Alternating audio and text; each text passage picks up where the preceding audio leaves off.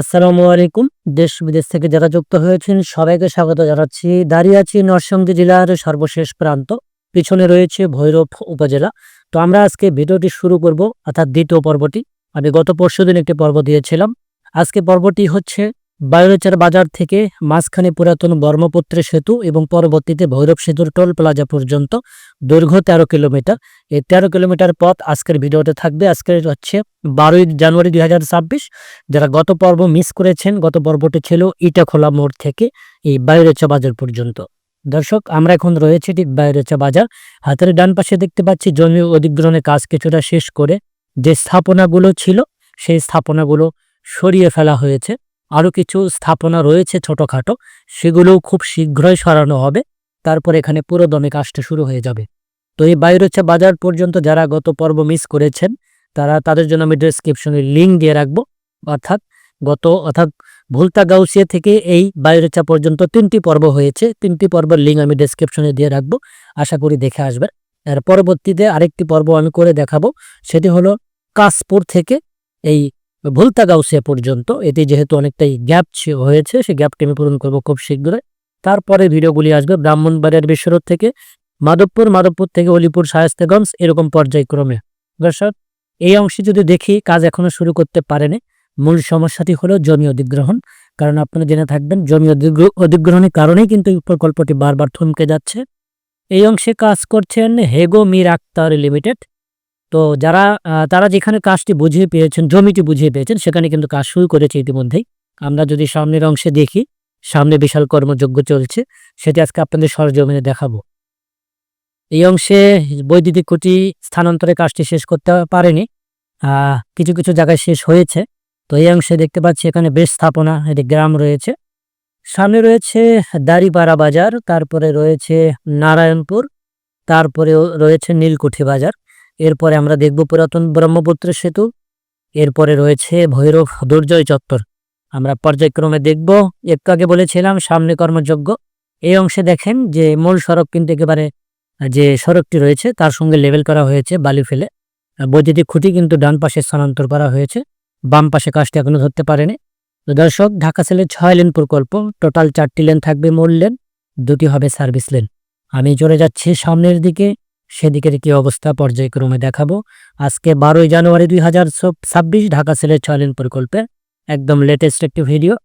যারা প্রবাসে থাকেন তাদের সুবিধার্থে আমি বাজারগুলো একটু স্লো করে আপনাদের দেখাতে চাই, এবং কোন কোন এলাকার মানুষ ভিডিওগুলি দেখছেন, কোথা থেকে দেখছেন কমেন্টস করে জানাতে পারেন।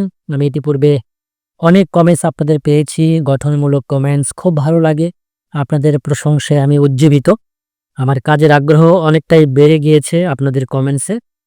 তো আপনাদের কাছে আরেকটি অনুরোধ থাকবে, আমি বরাবরই কথাটা বলে থাকি, এই গত যে পর্বটি করেছিলাম এটি প্রায় 10 মিনিটের উপরে ছিল।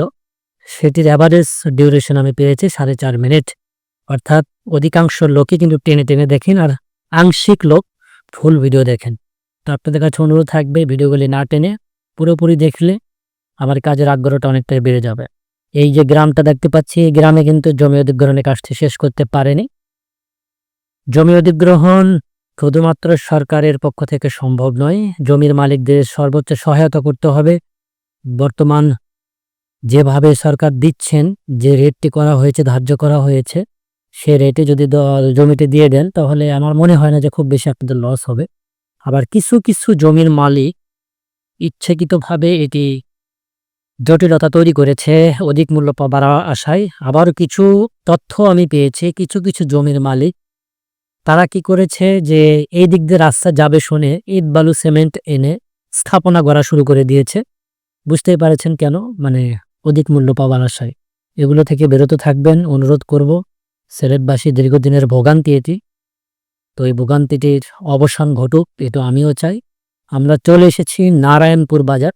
নারায়ণপুর বাজারের কে কে ভিডিওটি দেখছেন, কোথা থেকে দেখছেন, প্রবাসে কেউ আছেন কিনা কমেন্টস করে জানাতে পারেন। এই নারায়ণপুর বাজারেও একটি ওভারপাস হবে।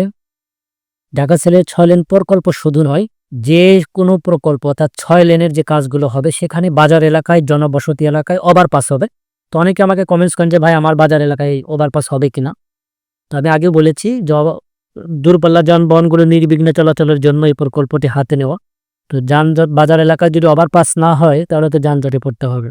তো সুতরাং সেখানে ওভারপাস, আন্ডারপাস তৈরি করে দেওয়া হবে। এই অংশে দেখেন কার্পেটিং এর প্রস্তুতি নেওয়া হচ্ছে। ইতিমধ্যেই ইটের খোয়া কিন্তু ফেলা হচ্ছে, লেভেল করা হচ্ছে। খুব শীঘ্রই কিন্তু এখানে কার্পেটিং এর কাজ শুরু হবে। তো জায়গা দিতে ক্ষেত্র বিশেষে কাজের অনেকটাই পরিবর্তন। দর্শক, আমরা সম্ভবত চলে এসেছি নীলকুঠি বাজার।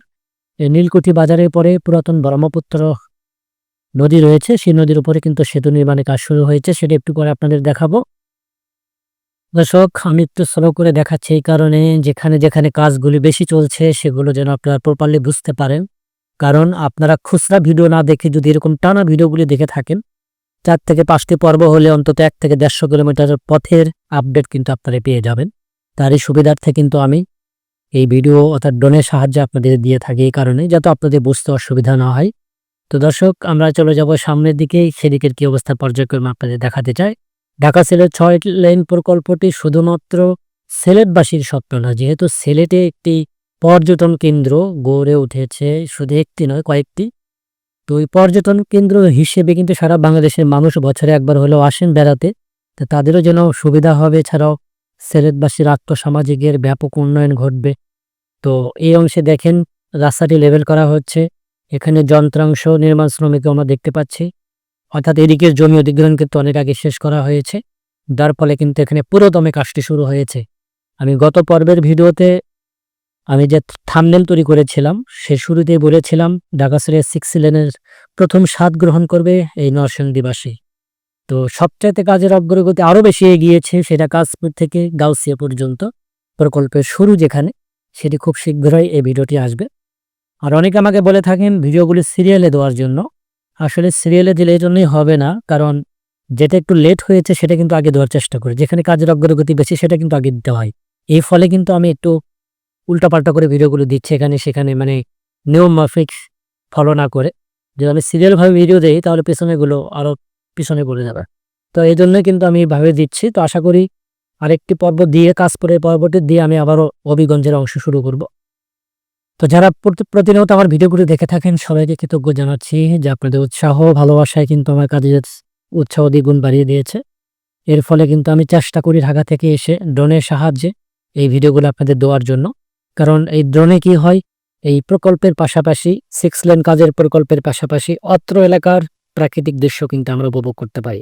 এই যে সামনের অংশে দেখেন, সামনের অংশ এই যে ব্রিজটি, এখান থেকে অর্থাৎ 500 মিটার অর্থাৎ হাফ কিলোমিটার একটু বাদ দিয়েছি, আমার টেকনিক্যাল কারণে ভিডিওটি রেকর্ড হয়নি। অর্থাৎ ব্রিজের আগে 500 মিটার এ পর্যন্ত বাদ হয়েছে, এই জন্য সরি বললাম। এখান থেকে আমি দেখতে পাচ্ছি যে পুরাতন ব্রহ্মপুত্র নদী, এই নদীর উপরে ব্রিজের কাজটি চলছে। পুরাতন যে 2 লেনের সেতু রয়েছে ঠিক তার পাশে একটু পাশে কিন্তু আরো 4 লেনের সেতু নির্মাণ করা হচ্ছে। আর এই পুরাতন 2টি লেন কিন্তু সার্ভিস লেন হিসেবে ব্যবহৃত হবে, আর এই নতুন 4টি লেন কিন্তু মূল লেন হবে। এখানে এই নদীটি একেবারে শুকিয়ে গিয়েছে। এই নদীর একটি মজার ব্যাপারটা আপনাকে বলি, এটি কিন্তু মেঘনা নদী থেকে একটি শাখা চলে এসেছে। এটির নামকরণ করা হয়েছে পুরাতন ব্রহ্মপুত্র। এটির অস্তিত্ব শেষ হয়েছে নরসিংদীর বেলাবগিয়ে কিন্তু এই নদীর এখন অস্তিত্ব নেই। এনিওয়ে, তো আমরা দেখতে পাচ্ছি এই যে সামনে যে ব্রিজের সংযোগ সড়কটি হবে, এখানে কিন্তু পিলার দৃশ্যমান হয়েছে। এরপরে কিন্তু আরো কিছু পিলার দৃশ্যমান হয়েছে, আপনাদের দেখাতে চাই। এই ভৈরবে কিন্তু একটি বিশাল ফ্লাইওভার হবে। আমাকে অনেকে প্রশ্ন করেছিলেন ফ্লাইওভার হতেই হবে এই কারণে, এই দুর্জয় চত্বরে কিন্তু অসংখ্য যানজটের সৃষ্টি হয়, 4টি সড়কের মুখ রয়েছে, যার ফলে এখানে ফ্লাইওভারের কোনো বিকল্প নেই। তো ফ্লাইওভারের কাজটি এখনো ধরা হয়নি, খুব শীঘ্রই হয়তো বা ধরা হবে। আর সামনে আমরা যদি দেখি, এই যে দেখেন এখানে কয়েকটি পিলার আবার দৃশ্যমান হয়েছে, অর্থাৎ যে ব্রিজটা আমরা একটু আগে দেখলাম ব্রহ্মপুত্র নদীর উপর দিয়ে আসবে, সেটা এখানে এসে শেষ হবে। এখানে এসে শেষ হয়ে আবার এখান থেকে আরেকটু উঠে যাবে, উঠে গিয়ে একেবারে দুর্জয় চত্বর পার করে ঠিক আপনার টোল প্লাজার আগে গিয়ে নামানো হবে। আর যে মেঘনা নদী রয়েছে ভৈরব সেতু, ওখানে কিন্তু কোনো সেতু হবে না, কারণ এখানে 4 লেনের সেতু ইতিমধ্যেই রয়েছে। কারণ যেহেতু এই সেতুর উপরে ছোট ছোট যানবাহন চলাচল নিষিদ্ধ, ওখানে সার্ভিস লেনের প্রয়োজন নেই, যার ফলে ওই 4 লেনই থাকবে। দর্শক, আমরা চলে এসেছি দুর্জয় চত্বরের কাছাকাছি। এখানে খুব শীঘ্রই কাজটি ধরা হবে। আর কাজটি ধরা হলে তো অবশ্যই নিশ্চিন্তে আপনারা থাকতে পারেন, কারণ আমি আপডেট অবশ্যই দিব আপনাদের। যেখানে যেখানে কাজ সেখানে সেখানে আমি কিন্তু হাজির হয়ে যাই, অথবা একটু আগ পিছ হয়ে যায় সময়ের। তো দর্শক, আমরা জেনে থাকবো যে অন্যান্য সময়ে এই দুর্জয় চত্বরে যানজট কয়েক কিলোমিটার পর্যন্ত ছড়িয়ে যায়। তো আজকেও তার ব্যতিক্রম ঘটেনি। এখানে বেশ যানজটের সৃষ্টি হয়েছে দেখতে পাচ্ছি। তো আজকে ভিডিওটি এই পর্যন্ত শেষ করতে চাচ্ছি। সামনে হলো ভৈরব সেতু, টোল প্লাজা রয়েছে। তো দর্শক, আপনাদের সবাইকে কৃতজ্ঞ জানাচ্ছি। ভিডিওগুলি আপনারা না টেনে পুরোটা দেখবেন, তাহলে আরও বেশি খুশি হব। আর পারলে ভিডিওগুলো শেয়ার দিয়ে সবাইকে দেখার সুযোগ করে দেবেন। আগামী কোন প্রকল্পের ভিডিও দেখতে চান কমেন্টস করে জানাতে পারেন। আমি যথাসাধ্য চেষ্টা করব সেই পর্বটি আপনাদের সামনে তুলে ধরার জন্য। আজকের মতো বিদায় নিচ্ছি। যে যেখানে থাকুন ভালো থাকুন, সুস্থ থাকুন। সবার মঙ্গল কামনা করে এখানে শেষ করছি। আসসালামু আলাইকুম।